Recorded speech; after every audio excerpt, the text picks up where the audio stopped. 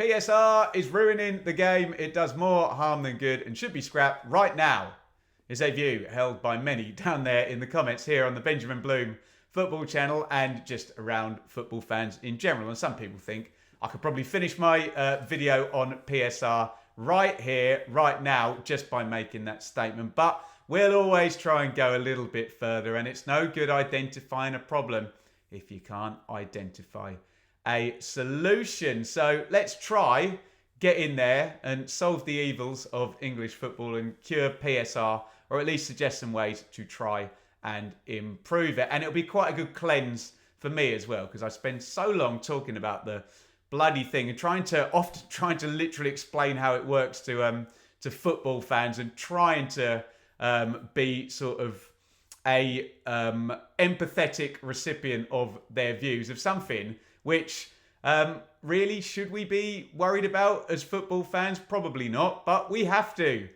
these days, and particularly if you're in my seat. Money is, well, not even secondary, probably first in the things that matter most when we're doing our analysis of football, and here in terms of the EFL Championship. So I'm going to have a bit of a rant, going to do some analysis on this, and we'll get your views. A couple of points, little thought experiment as well. You can hit pause and do this right now if you want. Tell me, what would happen if I snap my fingers right now and PSR was removed?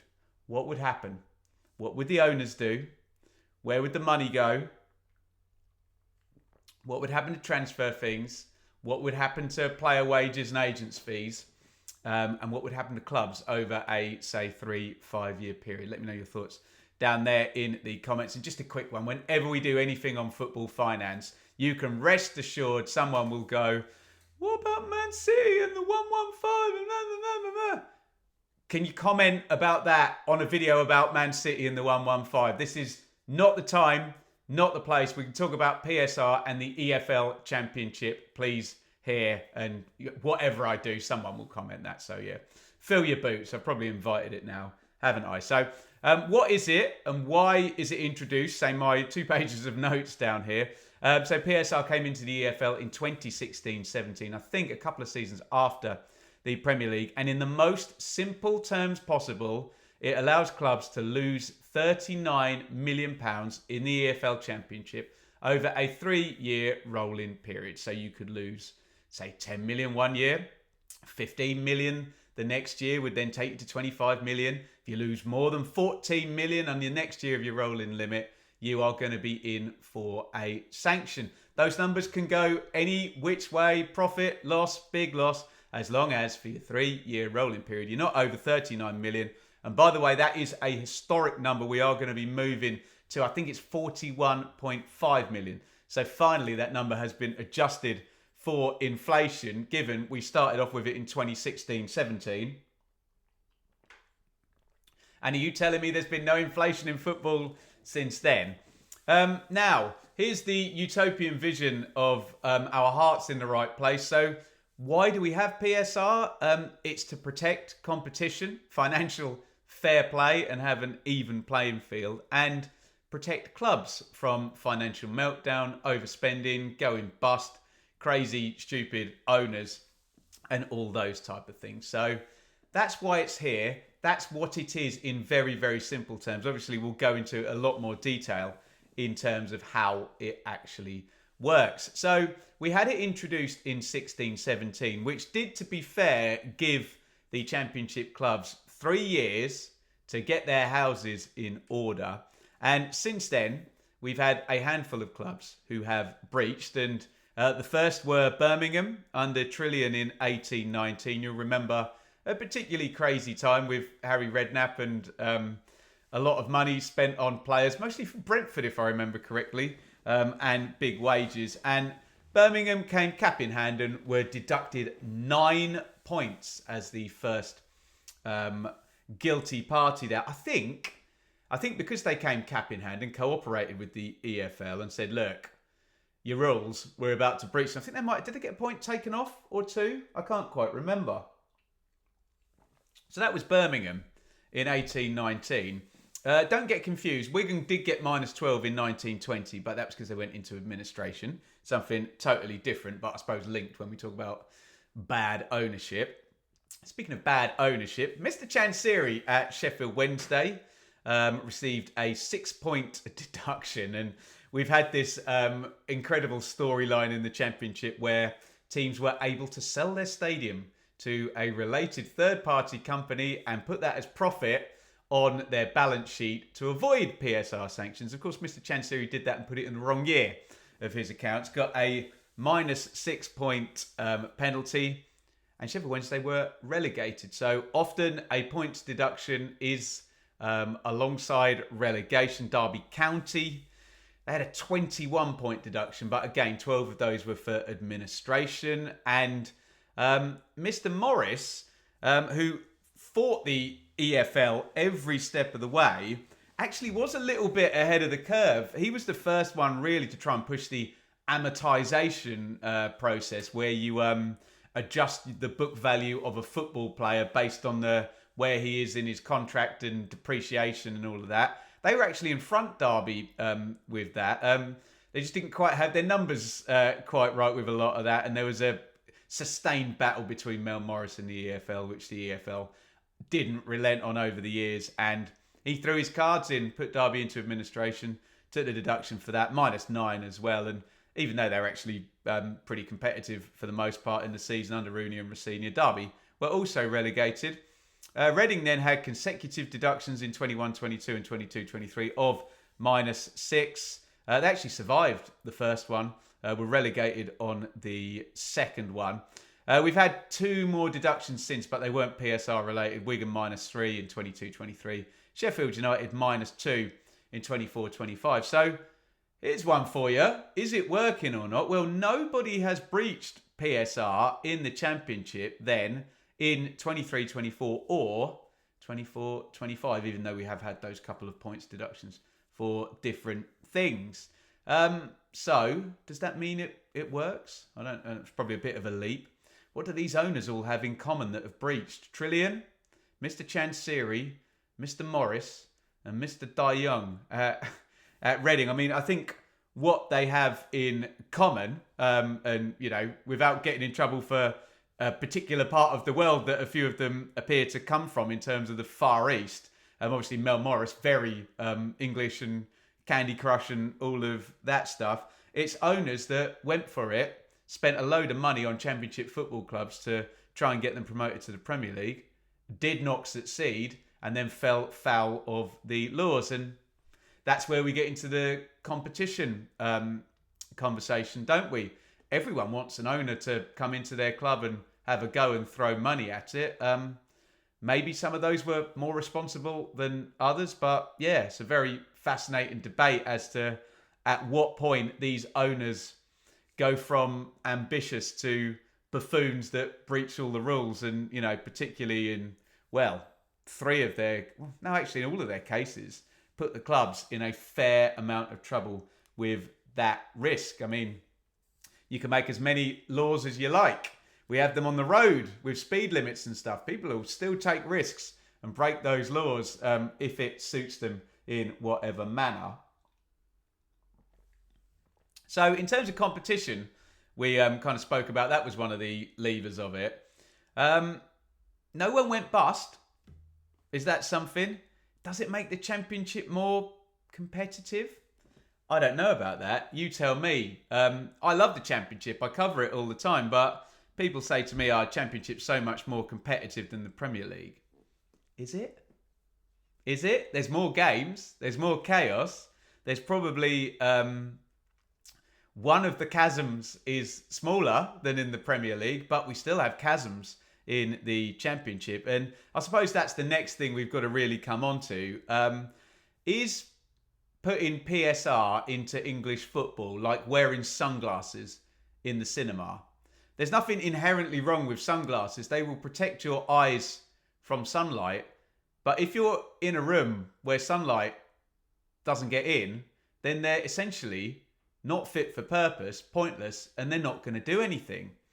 Ergo, I'm suggesting if you add a logical fix to a situation that is seemingly completely illogical is kind of pointless, isn't it? So, is there an argument that PSR actually might work if English football wasn't so bent out of shape and full of chasms? And of course, in the Championship, the gigantic chasm is in terms of distribution of TV money. So remember that number, 3-year rolling financial loss limit, £39 million. We've got to the point now where Premier League TV money has gone up so high that the parachute payments paid to teams that are relegated from the Premier League, which are a percentage of said TV money in the Premier League, have got way above what the 3-year loss limit is for a team that, well, I say a team that doesn't have them. All the teams have got the same loss limit in the Championship. But if your turnover is massively, massively in advance of Team B and your Team A, then obviously you have to lose a hell of a lot more money to breach. And you might have a lot more wriggle room. Just to put some actual numbers on this, let's talk about the playoff semi-final between Southampton and West Brom in 23-24, because that's what we've got the numbers for. Don't have the numbers for the 24-25 season yet. Don't worry, I'll get on to retrospective financial reporting and the problems that kind of produces. So with Southampton v West Brom, 4th versus 5th. Southampton actually go on to win the playoffs, but they beat West Brom in the semi-final. So these two teams competing, the broadcast revenue of West Brom was £11 million for that year. So that's kind of somewhere in line. You know, if you've got a 13 million loss limit for one year, multiply that by 3 for your 39 million. And your broadcast revenue's 11 million, you're kind of in the same ballpark. Southampton's TV money as a year one parachute team, 55.9 million. Please, if you're a Southampton fan and you feel triggered that I'm singling out your team, please don't be triggered and go off on some ramble about, you know, your club's accounts that year. This is not a Southampton issue. It's bigger than your club. I know you love your club. We could pick any team that's been in receipt of parachute payments. My team's in receipt of parachute payments this year. It's a problem, guys. Look ahead. Look outwards. Look at the big picture.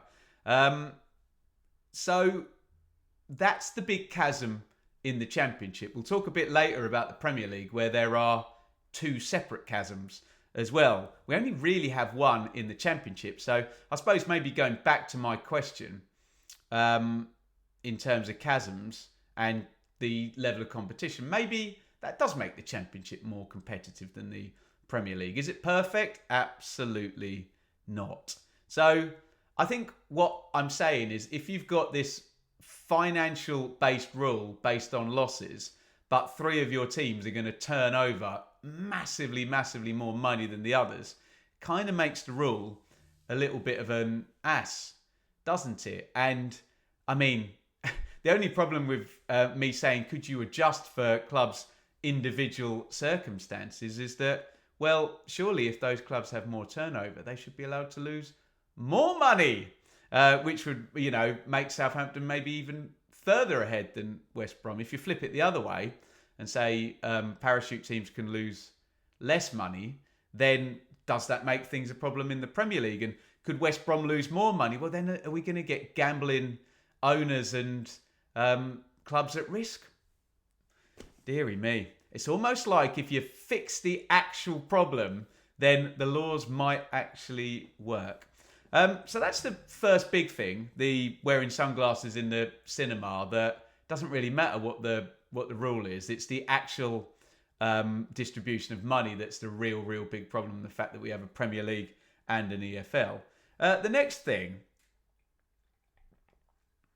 does pertain to time, and the fact that no one really has a clue what's going on. Fans definitely don't.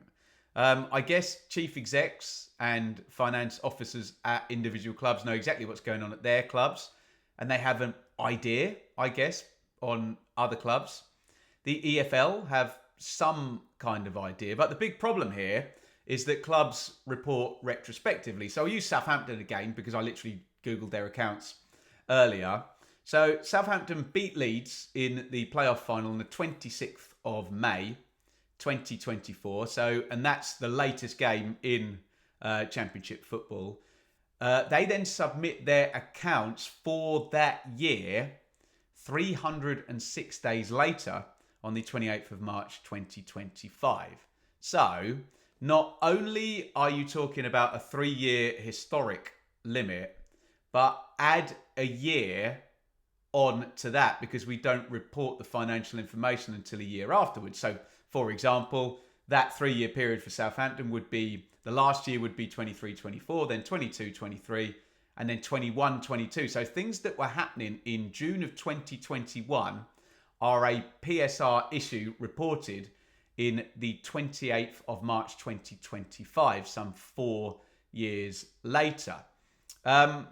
So that period in between money being spent and things being reported is a big problem for fans. And please, football fans, I love you. You are my lifeblood. But sometimes I have the most inane conversations with very well-meaning football fans who will say, I'll say something kind of reasonable and speculative like, I wonder what the PSR position of Club A is.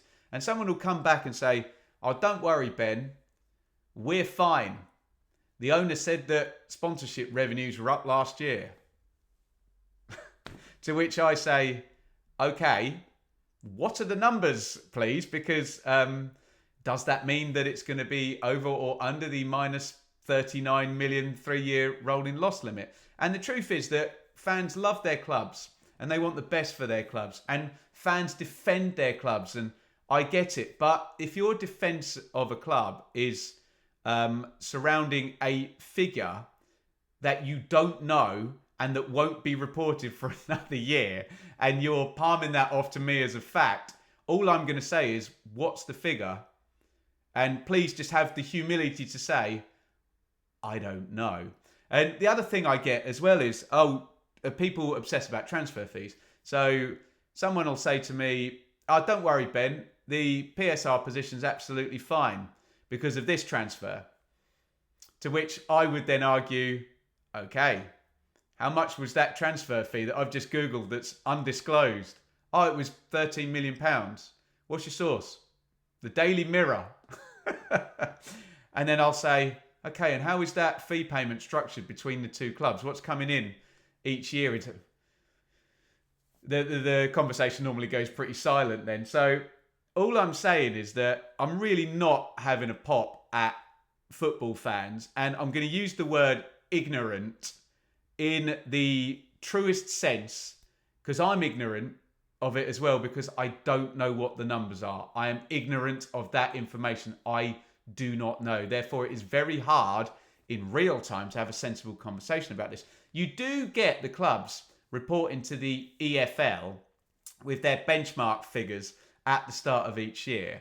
And these are anonymised and people can share information, and some people claim it's been leaked, and some people claim that they know what wage bills are, and as I was saying to Kieran Maguire the other day, make very nice graphics on factually declarative statements saying this club's wage bill is this. And I'm like, you just don't know. And look, somebody might know, but the only true source of financial information in football is the reported accounts, which unfortunately come out a year after a season is finished. So that's big problem number 2. Is there a way to get real-time reporting? Remember, you do get situations like we mentioned with that Birmingham one where the accounts hadn't even came out, but they went cap in hand and said, look, we think we're going to have a problem here. Of course, you had the Leicester City situation where they knew they were going to have a problem. I don't think that's controversial to say, and elected not to, give their projections to the EFL. So that was a bit slippery, wasn't it? In my humble opinion. Please don't get triggered by that comment. So, real-time reporting. Is it possible? Can we get near it? Can you make judgments based on projections rather than and hold people to massive accounts? But still, what if someone projects A, does B? What are you going to do? You're going to replay the season? Change everything then? That doesn't go well with the protecting competition argument, does it? So let me just round this out because I don't want to go forever and ever on this. But let's talk about the curious case of Nottingham Forest. Because Nottingham Forest, I think, throw up about 18 different arguments you can make about PSR when you look that they've done the golden double of promotion from the EFL into... Actually, they've done the Bermuda Triangle of promotion from the EFL to the Premier League, survival in the Premier League, and a PSR breach, all in the space of sort of 3 seasons. So you'll remember us covering Forest. What year did they get promoted? 21-22, Forest got promoted. And they breached in 23-24 in the Premier League. So promoted one season, survived the next season, breached the next season. Now, Nottingham Forest had a loss of £95 million in the Premier League in that year for their 3-year rolling limit. Now, the limit is £39 million in the Championship, but it's £105 million in the Premier League. So why were Nottingham Forest charged for 95 million quid's worth of 3-year losses when the limit's 105 million? Well, 2 years of their accounts were in the Championship. So it wasn't 3 years at whatever it is, 30, what's 105 divided by 3? 35. It was 1 year at 35 plus 2 years at 13, which adds up to 35, 26, 61 million. So, is that really fair? You're asking teams who get promoted to go and compete in another league where the chasms are even greater, because now you factor in elite clubs, Champions League income, along with the fact that we now have this thing called the 17, where that chasm in TV money has been exacerbated by the fact that teams have yo-yoed since Forest went up. Actually, they're one of the 17. Good luck to them. And they've all been receiving that much TV money, whilst the rest of English football has been receiving that much, or in the main, that much. So is it fair that you go up at a disadvantage anyway, and then you're given another disadvantage because everyone else in the Premier League can lose more money than you can? So what did Nottingham Forest do? They spent a ton of money. And by the way, I'll explain the two sides of the argument. I've got sympathy for the teams that were relegated beneath Nottingham Forest when they breached. And I've got sympathy for Nottingham Forest as well, because like my team, Ipswich, Nottingham Forest got promoted out of nowhere. They were at the bottom of the league under Chris Hughton after 7 games. Was it Chris Hughton? Was it Sapri Limrich? I can't remember who even the manager was. Anyway, Steve Cooper took over and went Zoom. And out of nowhere, when they probably just wanted to avoid getting relegated and stabilise for the next season, Cooper got them promoted. Had a load of loan players, didn't have any saleable assets really. So they just spent a ton of money and built a new squad. It was either that and breach to the extent they did, or, well, you probably just get relegated because you don't really have a squad, so to speak. Ipswich had the same thing, really, last year. People criticised them for spending all of their TV money, but they were still playing like players that they'd bought and played and who got promoted in League One. So it doesn't really help teams to get a surprise promotion. More power to the teams like Brentford and Brighton, who've been building up year on year and were ready. But, what about the magic of a promotion out of absolutely nowhere like Nottingham Forest did? So, on the one hand, I get if you have motivated reasoning on this, and I think your team would have to be Sheffield United, Luton or Burnley, where Forest finished above but breached, you might say, that's not fair. Forest knowingly breached, they knew they were going to breach, and finished above us, and as a result, we were relegated. On the other hand, are the rules completely daft and not really massively fair on teams to get promoted, and particularly teams to get promoted out of nowhere? And Forest did what they needed to do, and it's a cutthroat game. and they're still in the Premier League, and they're one of the 17 now. I can see either side of the argument. Always in this situation, try and not look at it in terms of I'm a Burnley fan or I'm a Forest fan, but I'm a football fan. And what is right here? Should there be an adjustment for teams that get promoted in the first year to try and help them out? Should they have a higher limit?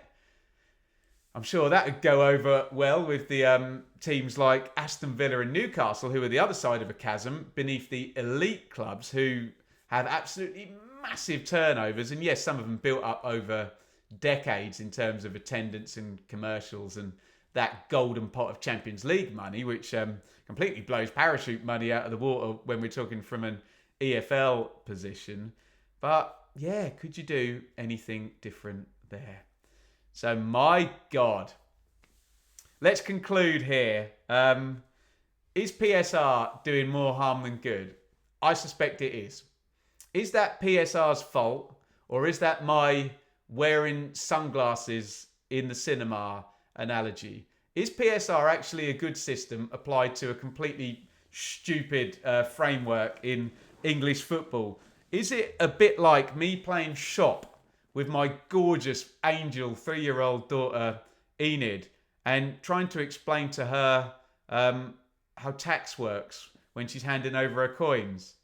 She doesn't care. She just wants to sell me an ice cream with like 5 of the things stacked up and decide what she wants to sell me, even though I've asked for something else. But it's cute. It's completely illogical. So if I come and apply logic to my 3-year-old's game of shop, it's probably not really going to help the situation. And in some ways, it might even make things worse. Little nod to all you parents out there.